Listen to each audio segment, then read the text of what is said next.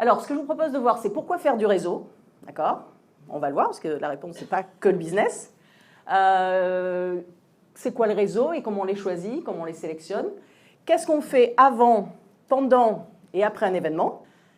Le relais online, parce que là aussi, il faut arrêter de procrastiner. Le online, souvent, les gens en ont peur ou se disent non, moi je ne vais pas tweeter, je ne vais pas me mettre sur LinkedIn, etc. Bon, je pense que vous êtes nombreux et nombreuses à être sur LinkedIn, mais vous verrez que c'est des relais intéressants, le online. Et puis, voilà, les qualités, bien sûr, qui font mouche, c'est-à-dire que quelle qualité on a besoin pour effectivement faire du réseau. Et on finira quand même, parce que ce qui est très important, c'est le bilan. On va essayer de mesurer derrière ce que ça nous a rapporté. Et vous le verrez, il y a des outils de mesure tout simples et qui ne sont pas que de la mesure sonnante et trébuchante en chiffre d'affaires. Pourquoi faire du réseau? Donc effectivement, il y a plusieurs choses. Moi, j'ai classé en deux parties. Il y a tout ce qu'on appelle le hard skills et tout ce qu'on appelle le soft skills. C'est des notions qui certainement vous sont familières. Le hard skills, c'est vraiment, j'ai fait un réseau, enfin je suis allé dans un réseau, je suis allé à une conférence, eh bien, je suis revenu avec des clients potentiels. C'est souvent ce qu'on assimile assez directement avec le réseau.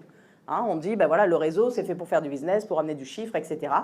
Alors c'est vrai, c'est une partie très forte, mais il y a quand même les soft skills qui sont importantes. Parce que effectivement, quand vous allez faire du réseau, vous vous êtes enrichi, vous avez appris des choses, vous vous êtes fait plaisir, vous avez augmenté votre notoriété personnelle, ce qu'on appelle le personal branding, vous avez fait un peu de lobbying, vous avez fait des échanges, vous êtes formé. Eh bien ça, c'est très important. Avant de venir à cette conférence, par exemple, dans le club LNZU, qu'est-ce que vous avez fait, par exemple, ou imaginez-vous aller à une conférence XY ou un salon. Qu'est-ce qu'on fait? On se renseigne, d'accord?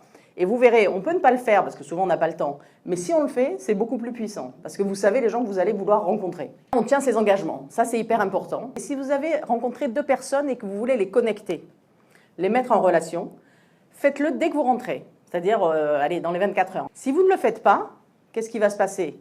Elle va se dire, bon, c'est une beau parleuse, elle est sympa, mais elle n'a rien fait. Si vous le faites, eh bien, elle va être super impressionnée. Deux, elle va avoir envie de me rendre aussi un contact. Et c'est comme ça que la chaîne vertueuse s'installe. Donc, faites des connexions, faites des mails croisés, les 2-3 mails de courtoisie. Ciblez vos prochains cafés, entretenir des liens avec, comme on l'a dit, un envoi d'article, vous l'avez dit, une invitation à un cocktail, à une conférence, à un atelier, à un événement, ou ne serait-ce qu'un contact que vous envoyez. Les qualités. En fait, il ne faut pas être un surhomme ou une surfemme pour faire du réseau. Il faut être courageux. On l'a dit, poser la première question, ce n'est pas évident. Il faut sortir de sa zone de confort, il faut avoir envie de se lever, il faut avoir envie de parler devant 100, 200, 300 personnes. Donc, il faut être un peu courageux. Et même pour aller parler à des gens dans un groupe. Il faut être disponible et réactif. Si vous dites, tiens, il faut que j'aille là, mais je reste 20 minutes, parce que vraiment, je suis crevée, je n'ai pas envie. N'y allez pas. Vous voyez? Le réseau, ça doit être quelque chose de fun, de sympa, où on prend du plaisir. Il n'y a que comme ça. Ensuite, il faut avoir, on l'a dit, de la réciprocité et de la générosité. D'accord? Parce que c'est vrai qu'il faut donner pour recevoir. Il faut donner en premier pour recevoir. Et c'est vrai que si on ne donne pas, à un moment, ça va se tarir. La source se tarira. Et en plus, vous serez peut-être blacklisté, parce qu'on va dire, oui, celle-là, elle n'arrête pas de prendre, et elle ne donne jamais. Volontaire, bien sûr. Préparation, organisation. On l'a vu, on peut faire du réseau et se dire, tiens, je vais aller butiner quelques petits fours, prendre une coupe de champagne, ça va être très sympa. C'est une méthode. Mais si on travaille un peu avant, si on fait ce qu'on a dit pendant, et si on fait ce qu'on a dit après, ça démultiplie l'efficacité par 25. Si on faisait un cercle concentrique, on serait d'abord sur les proches et la famille, puis petit à petit en étant. Donc, moi, je vous invite à lister, quand vous serez chez vous demain ou après-demain, pas dans 10 jours, parce que vous aurez oublié, mais listez un petit peu les réseaux que vous avez déjà. Donc, bonjour, Laure Mounier, je suis associée chez EY et je viens d'assister à une conférence organisée par LNU sur le networking avec Sandra Legrand.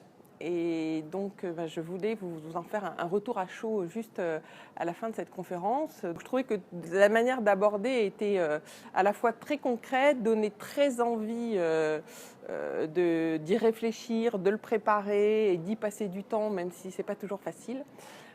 Sandra a eu beaucoup d'humour dans la manière de le présenter. J'ai retenu quelques trucs et astuces. Même si c'est quelque chose dans lequel j'interviens et que je connais un petit peu, je me suis vue prendre des notes. Donc j'ai dans mon cahier quand même quelques notes qui ont été notées. Donc ce qui prouve que voilà, il y a des petites choses que j'ai voulu retenir, des tournures de phrases, des manières de présenter qui sont pas habituelles. Et voilà, je remercie Sandra pour cette présentation qui, j'espère, va inspirer la plupart des femmes EY qui étaient là. Bonjour, je suis Karine Rajaomitra, consultante senior au sein d'EY. Je viens d'assister à une conférence très intéressante sur le networking, une arme business, qui a été réalisée par Sandra Legrand. Ça nous a vraiment donné des astuces, des bonnes pratiques sur le networking. Par exemple, quand on assiste à des conférences, des événements, qu'est-ce qu'il faut faire avant, pendant et après un événement.